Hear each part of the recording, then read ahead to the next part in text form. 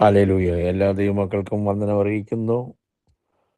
Today's message title ഭക്ഷണത്തിന് അടിമപ്പെടരുത്.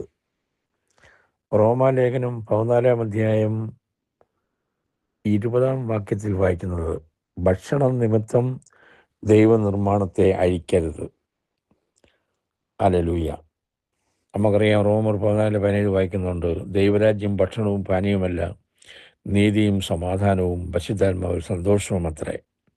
ലോകത്തിൽ ആദ്യമായി പാപം പ്രവേശിപ്പാൻ കാരണമായത് സാത്താൻ്റെ ആദ്യത്തെ ചോദ്യം ഭക്ഷണത്തെക്കുറിച്ചാണ് ചോദിക്കുന്നത്. നമുക്കറിയാം, ഹൗവായോട് ലൗകിക വസ്തുക്കളോടുള്ള മേലാൽ നമ്മുടെ ഭാരം, കരുതൽ പലപ്പോഴും നമ്മുടെ ആത്മീയതയെ തടസ്സപ്പെടുത്തുന്നുള്ള കാര്യം നാം അറിഞ്ഞിരിക്കണം. ദൈവം തങ്ങൾക്ക് സമൃദ്ധിയായ ആഹാരം നൽകിയിരുന്നത് കൊണ്ട് ആഹാരത്തെക്കുറിച്ച് സാത്താൻ സംസാരിക്കുവാൻ ഹൗവ അനുവദിക്കേണ്ട ആവശ്യം ഇല്ലായിരുന്നു.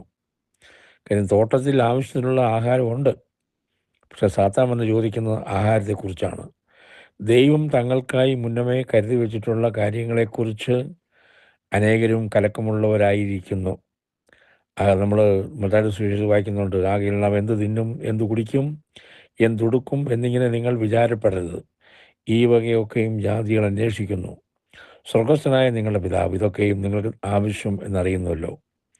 ലാസറിൻ്റെയും ധനവാന്റെയും കുറിച്ചുള്ള ചരിത്രത്തിൽ ധനവാൻ ദിനംപ്രതി ആഡംബരത്തോടെ ജീവിച്ച് ഒടുവിൽ നരകത്തിൽ ചെന്നു. അവിടെ കുടിക്കുന്നതിന് ഒരു തുള്ളി വെള്ളം പോലും ലഭിക്കാതെ ദാഹത്താൽ നാവ് ഉണങ്ങി അവൻ പട്ടിണി കിടക്കുന്നു. 40 ദിവസത്തെ ഉപവാസത്തിന് ശേഷം കർത്താവായ യേശുവിൻ്റെ ആദ്യത്തെ പരീക്ഷ ഭക്ഷണത്തെ സംബന്ധിക്കുന്നതാണ്.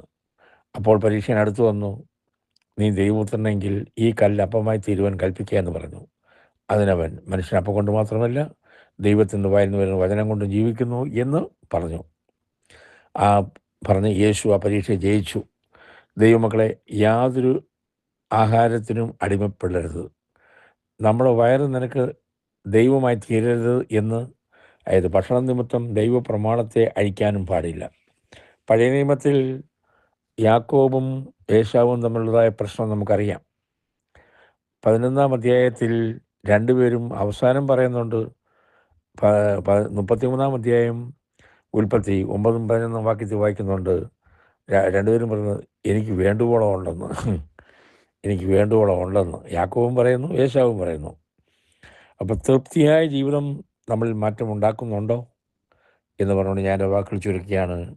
ഹല്ലേലൂയ. നാം ഭക്ഷണത്തിന് അടിമകളാകരുത്. നമുക്ക് ദൈവത്തെ സമർപ്പിക്കാം. God bless you all.